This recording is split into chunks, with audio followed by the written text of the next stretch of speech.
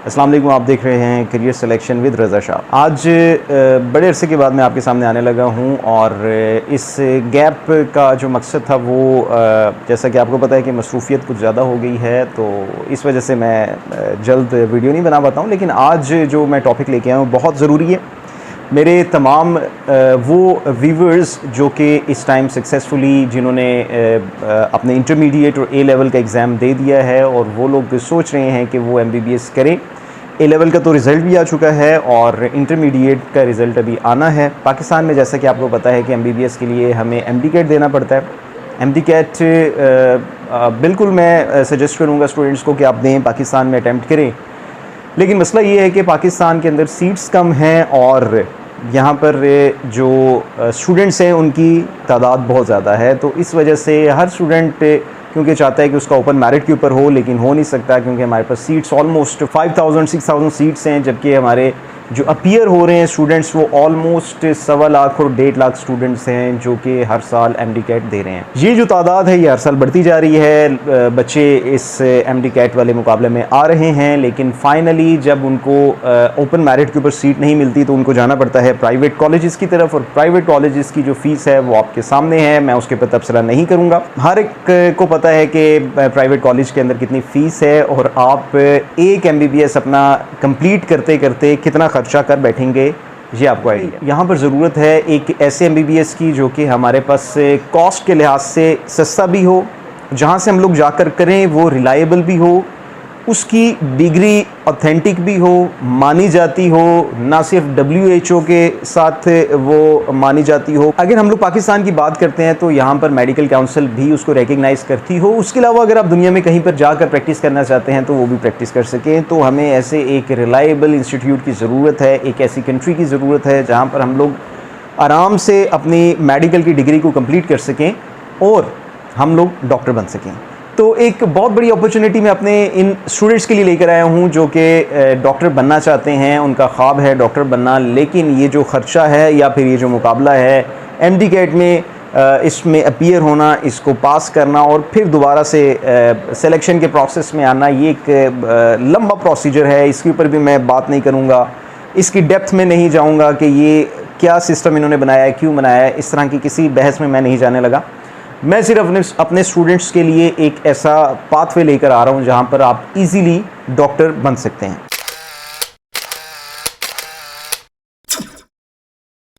आज हम लोग बात करेंगे स्टडी इन रशिया की। रशिया में अगर आप जाते हैं और जाके वहाँ से MBBS करते हैं तो आपको उसके क्या क्या बेनिफिट्स हो सकते हैं, इसके ऊपर बात करेंगे। सबसे पहले हम लोगों ने इस चीज़ को देखना है कि अगर हम लोग रशिया को फाइनलाइज करते हैं तो हमें किस किस तरह के फ़ायदे वहाँ से मिल सकते हैं। सबसे पहला फ़ायदा जो कि मैं आपको बताना चाहता हूँ वो ये फ़ायदा है कि आपकी MBBS की जो कॉस्ट है पाकिस्तान में, अगर मैं ओपन मेरिट की बात नहीं कर रहा, मैं प्राइवेट और सेल्फ फाइनेंस की बात कर रहा हूँ, अगर सेल्फ फाइनेंस के मुकाबले में उसको लेकर आता हूं तो यहाँ पर अगर मैं अपरेंटली एक बात करूं, रफ आइडिया दूं आपको, तो 1 से 1.5 साल का जो खर्चा है वहाँ पर पूरे MBBS का खर्चा है। दूसरी सबसे बड़ी चीज़ कि वहाँ पर अभी तक किसी किस्म का एंट्रेंस एग्ज़ाम नहीं है। जैसा कि आपको यहाँ पर एंट्रेंस एग्ज़ाम के थ्रू MBBS की डिग्री के अंदर जाना पड़ता है, तो वहाँ पर ऐसा कोई अभी तक एंट्रेंस एग्ज़ाम नहीं है। आप डायरेक्टली वहाँ पर एनरोल हो सकते हैं और वहाँ पर पढ़ सकते हैं। तीसरी चीज़, क्योंकि इसको मैं डील कर रहा हूँ MBBS से, स्टडी इन रशिया में MBBS को मैं डील कर रहा हूँ, अगर आप मेरे थ्रू करते हैं तो मेरे पास जो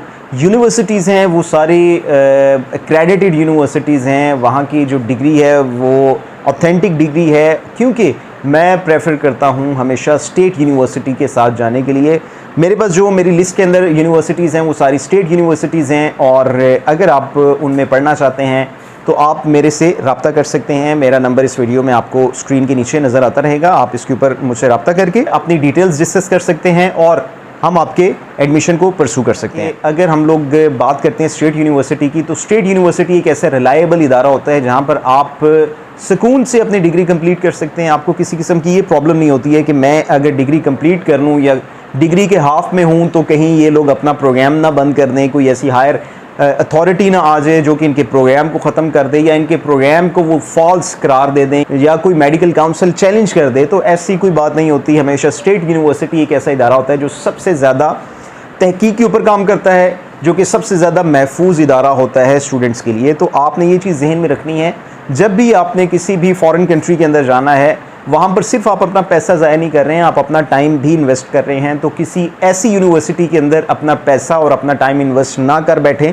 जहाँ पर आपको बाद में पछताना पड़े, क्योंकि इस टाइम मार्केट के अंदर बहुत से लोग काम कर रहे हैं। बहुत से लोग आप लोगों को बाहर भेजने के लिए एड्स भी चला रहे हैं, आपसे रब्ता भी कर रहे हैं, लेकिन मामला ये है कि हमारी मार्केट के अंदर वो लोग बैठे हैं जो कि ख़ुद एजुकेशनिस्ट नहीं है, जिनको खुद एजुकेशन का नहीं पता, उनको ये नहीं पता कि एजुकेशन के कौन कौन से मराहिल होते हैं, इसकी रिक्वायरमेंट्स क्या होती हैं, उसके असरात क्या होते हैं, जब बच्चा वो करके वापस आता है तो वो कैसे परसू कर सकता है, एजुकेशनिस्ट इटसेल्फ कौन होता है।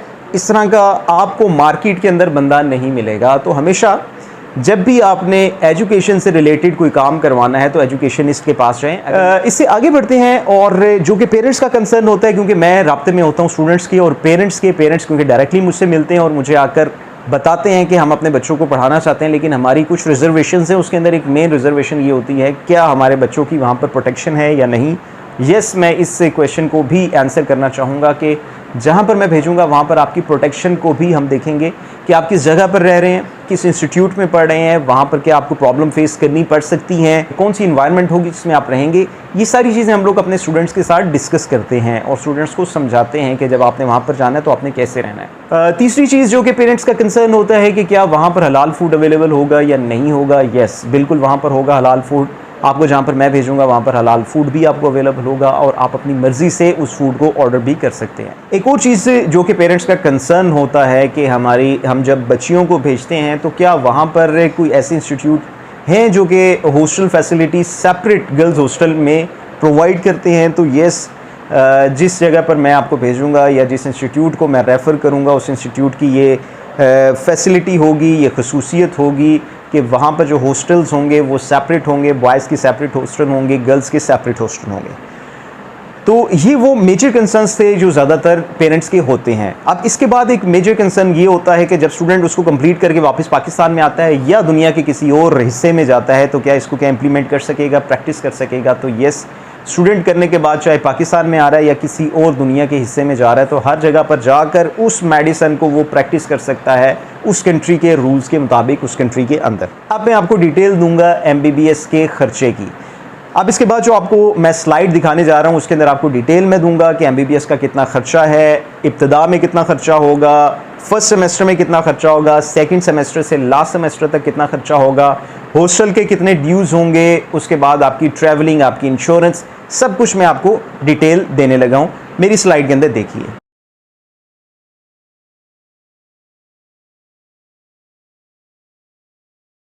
जैसे कि मैंने आपके साथ तमाम अखराजात शेयर कर ली हैं, आपने कैसे वहाँ पर एडमिशन लेना है और कौन कौन से डॉक्यूमेंट्स आपको ज़रूरत होंगे।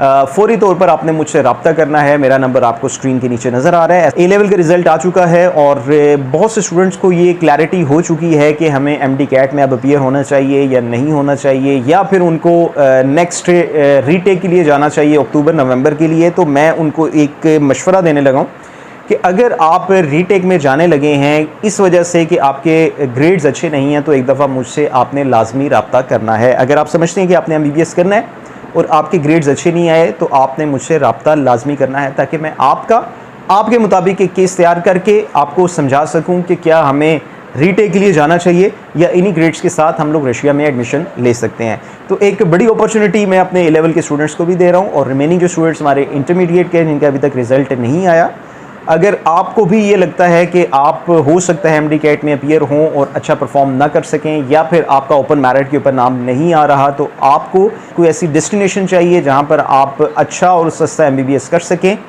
मुझसे कांटेक्ट करें ताकि हम आपके केस को प्रोसेस कर सकें। तो ये थी जी मेरी आज की वीडियो। उम्मीद है कि वीडियो आपको बहुत अच्छी लगी होगी।